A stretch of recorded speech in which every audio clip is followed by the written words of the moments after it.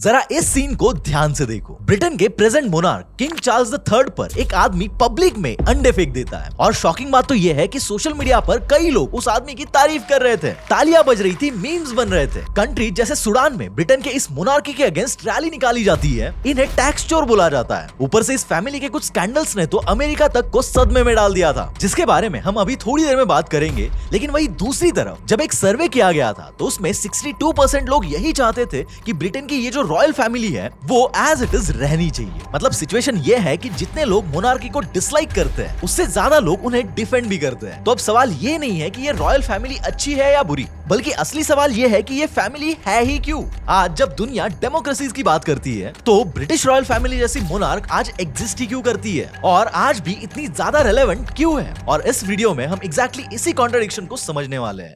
आज की डेट में अगर देखा जाए तो इस फैमिली के पास कोई लॉ मेकिंग पावर नहीं है, कोई पॉलिटिकल पावर नहीं है, फिर भी शायद आपको पता ना हो कि आज भी कनाडा के पासपोर्ट पर क्राउन का फोटो लगा हुआ है। जैसे इंडियन नोट्स पर गांधी जी की फोटो छपी है, वैसे ही कैरेबियन आइलैंड की जो करेंसी है उस पर अभी 2 साल पहले तक क्वीन की फोटो लगी हुई थी। इवन आपको पता है जैसे इंडिया में प्राइम मिनिस्टर और प्रेसिडेंट होते हैं और ये दोनों भी इंडिया के ही सिटीजन होते हैं और वो भी बदलते रहते हैं। लेकिन ऑस्ट्रेलिया में जो प्रेसिडेंट या फिर कह लो हेड ऑफ स्टेट होता है वो बाय डिफॉल्ट कौन होता है पता है? British royal family. लेकिन मैप उठाकर देखे तो ये ब्रिटेन इस कोने में रहा, ऑस्ट्रेलिया इस कोने में रहा, दोनों एक दूसरे से 7 समंदर पार है। फिर ऐसा क्यों कि ऑस्ट्रेलिया का प्रेसिडेंट आज भी ब्रिटिश रॉयल फैमिली है और अभी तक मैंने सिर्फ कनाडा, कैरेबियन आइलैंड और ऑस्ट्रेलिया ये 3 ही नाम लिए हैं। पर एक्चुअल में ये फैमिली आज भी 15 कंट्रीज को कॉन्स्टिट्यूशनली और 41 कंट्रीज को सिंबॉलिकली रूल करती है और सरप्राइजिंगली उसमें हमारे इंडिया का भी नाम शामिल है। तो अब सवाल ये आता है कि आखिर ये कंट्रीज क्यों इस फैमिली को आज भी अपना किंग या क्वीन मानती है और मोस्ट इंपॉर्टेंटली ऐसा करके इन कंट्रीज को और ब्रिटिश रॉयल फैमिली को क्या फायदा मिलता है। चलो इसको मैं और आप साथ में मिलकर इन डेप्थ ऑब्जर्व करते हैं और कुछ बहुत ही इंटरेस्टिंग पैटर्न्स डिकोड करने की कोशिश करते हैं। मुझे आप एक बात बताओ कि अगर देखा जाए तो हिटलर में और इस फैमिली में क्या फर्क था? हिटलर ने भी लाखों लोगों को मारा, इन्होंने भी वही किया। बंगाल फेमाइन में लाखों लोग मर गए,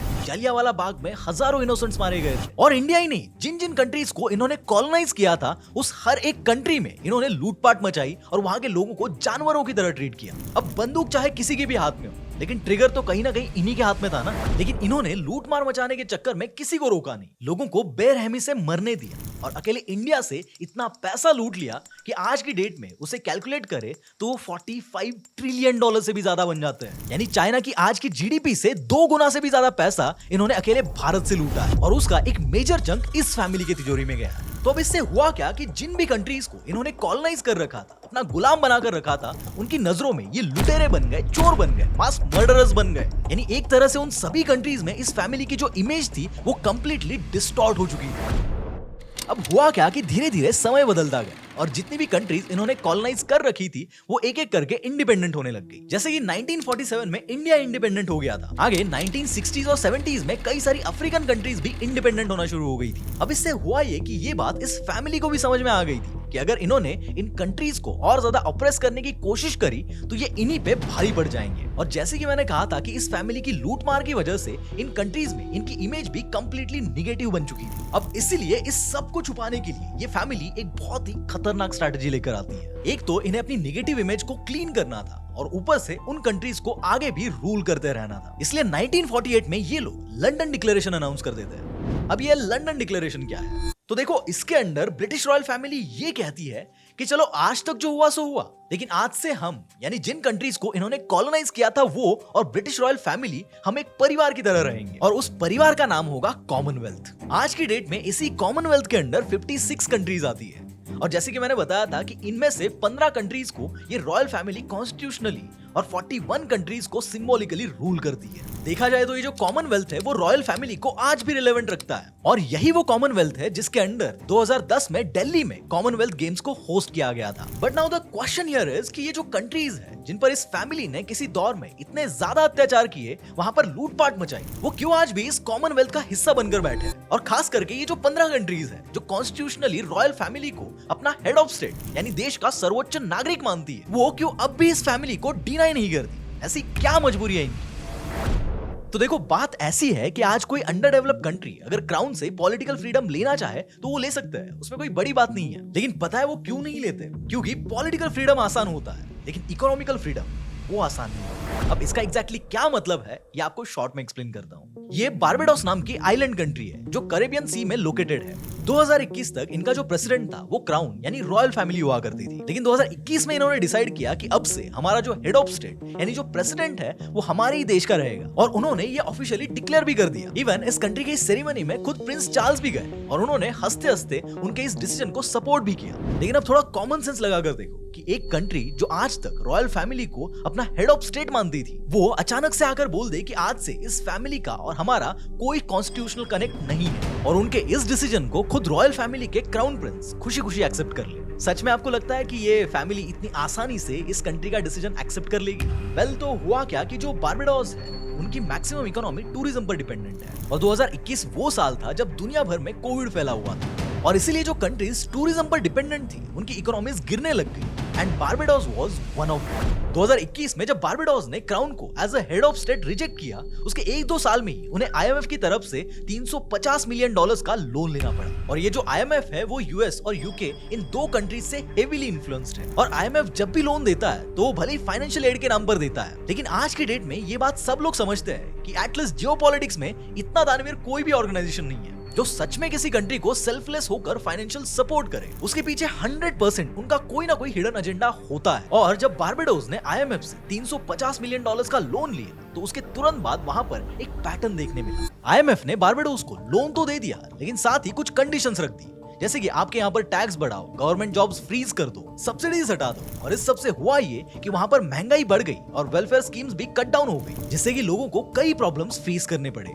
यानी ये कंट्री पॉलिटिकली तो इंडिपेंडेंट हो गई, लेकिन इनकी जो इकोनॉमी थी वो अभी भी यूके बेस्ड बैंकिंग सिस्टम पर डिपेंडेंट थी, और ये सेम सिचुएशन आज भी उन कई छोटी मोटी कंट्रीज की है जो कॉमनवेल्थ की मेंबर्स है और कॉन्स्टिट्यूशनली ब्रिटिश रॉयल फैमिली को अपना हेड ऑफ स्टेट मानती है। इवन ऑस्ट्रेलिया, जिनकी इकोनॉमी मोर देन $1.8 ट्रिलियन है, वो भी आज तक इस फैमिली को उनकी हेड ऑफ स्टेट पोजीशन से हटा नहीं पाई है। 1999 में ऑस्ट्रेलिया में एक रेफरेंडम भी पास कर दिया गया था कि अब ऑस्ट्रेलिया में क्राउन को हटाकर खुद का इलेक्टेड प्रेसिडेंट बिठा देंगे, लेकिन उन्हीं की 55% पॉपुलेशन ने ऐसा करने से मना कर दिया था, क्योंकि यूके के साथ उनके काफी तगड़े ट्रेड और डिफेंस टाइज थे, और ऑस्ट्रेलिया के यूएस के साथ जो अच्छे रिलेशंस थे वो भी इनडायरेक्टली क्राउन के नेटवर्क से ही कनेक्टेड थे। इसलिए ऑस्ट्रेलिया की जनता को डर था कि अगर रॉयल फैमिली को हटा देंगे तो शायद हो सकता है कि उन्हें उसके नेगेटिव कॉन्सिक्वेंसेस फेस करने पड़े, क्योंकि एज आई सेड कि पॉलिटिकल फ्रीडम तो आसान होता है, लेकिन इकोनॉमिकल फ्रीडम वो आसान नहीं। कॉमनवेल्थ में ये जो 56 कंट्रीज हैं, उनमें से कई सारी कंट्रीज ऐसी है जिनकी इकोनॉमीज मोस्टली टूरिज्म पर बेस्ड है, और उनके यहाँ जो टूरिस्ट आते हैं वो ज्यादातर यूके और यूएस से आते हैं। इसीलिए अगर ब्रिटिश रॉयल फैमिली के साथ इनके रिलेशंस बिगड़ जाते हैं तो देयर आर चांसेस कि इन कंट्रीज को उसके नतीजे भुगतने पड़ेंगे। इवन इससे भी शॉकिंग बात यह है कि ये जो कॉमनवेल्थ की 56 कंट्रीज है, उनमें से कई सारी कंट्रीज को बहुत ही स्मार्टली एक वोटिंग ब्लॉक की तरह यूज किया जाता है। आपको एक एग्जांपल के साथ समझाता हूं कि आखिर ये मामला क्या है। 2003 यूएस और यूके ने क्लेम किया था कि इराक के पास न्यूक्लियर बॉम्ब्स, केमिकल वेपन्स, ऐसे वेपन्स ऑफ मास डिस्ट्रक्शन है। I take the fact that he develops weapons of mass destruction. यानी ऐसे वेपन्स है जो दुनिया के लिए बहुत बड़ा खतरा बन सकते हैं। अब यूएस और यूके के क्लेम को जब इंटरनेशनल बॉडीज ने इन्वेस्टिगेट किया तो पता चला कि इराक में तो ऐसा कुछ भी नहीं है, और बाद में ये प्रूव भी हो गया कि यूएस और यूके के इराक को लेकर जो एलिगेशंस है वो फॉल्स है। लेकिन पता है, बावजूद इस सब के यूएस और यूके ने इराक पर वॉर लॉन्च कर दिया। The security of the world requires disarming Saddam Hussein now. अब देखो, इन्वेस्टिगेशन में इनके एलिगेशंस फॉल्स होने के बावजूद भी अगर सिर्फ ये 2 कंट्रीज ही इराक पर अटैक करती तो इन पे बहुत ज्यादा ग्लोबल प्रेशर आ सकता था। इसलिए इन्होंने क्या किया, दुनिया भर के अलग अलग कंट्रीज को इनके फेवर में खड़ा होने के लिए कहा। और पता है, इन कंट्रीज में से कई सारी कंट्रीज कॉमनवेल्थ की मेंबर्स थी। ऑस्ट्रेलिया ने तो डायरेक्टली मिलिट्री सपोर्ट देकर इराक में अपने ट्रूप्स भेज दिए थे। कनाडा और कई सारी कैरेबियन कंट्रीज जो कि कॉमनवेल्थ की मेंबर्स है, उन्होंने भी यूएस और यूके को पॉलिटिकल सपोर्ट दिया था। और इससे हुआ ये कि इस वॉर को, जो कि काइंड ऑफ एक इन्वेजन ही था, उसे इंटरनेशनल लेजिटिमेसी मिल गई, क्योंकि ये वॉर अब सिर्फ यूएस यूके के लिए नहीं बल्कि बाकी कंट्रीज के लिए भी इंपॉर्टेंट हो गया था। यानी इस वॉर में यूएस यूके गलत थे, लेकिन डायरेक्टली या इनडायरेक्टली कॉमनवेल्थ ब्लॉक के सपोर्ट ने उन्हें लेजिटिमाइज करवा दिया। और ये तो सिर्फ एक एग्जांपल है, ऐसे आपको और भी कई सारे एग्जांपल्स मिल जाएंगे। तो इस कॉमनवेल्थ को अगर एक अलग पर्सपेक्टिव से देखने की कोशिश करें तो क्या कहीं ना कहीं ये ऐसा ही नहीं है कि रॉयल फैमिली ने कॉलोनाइजेशन इस वर्ड को रिप्लेस करके उसे कॉमनवेल्थ ऑफ नेशंस ये नाम देकर एक new form of colonization establish कर दिया है। क्योंकि जैसे कि मैंने इस चैप्टर के शुरू में ही कहा था कि इस कॉमनवेल्थ ऑफ नेशंस के अंडर ये ब्रिटिश रॉयल फैमिली आज भी 41 कंट्रीज को सिंबॉलिकली और 15 कंट्रीज को कॉन्स्टिट्यूशनली रूल करती है। आज भले इनके पास कोई लॉ मेकिंग पावर नहीं है और ना ही कोई पॉलिटिकल पावर है, लेकिन बावजूद इसके ये फैमिली सिर्फ और सिर्फ अपनी एंसेस्ट्री के बेसिस पर आज भी रिलेवेंट है।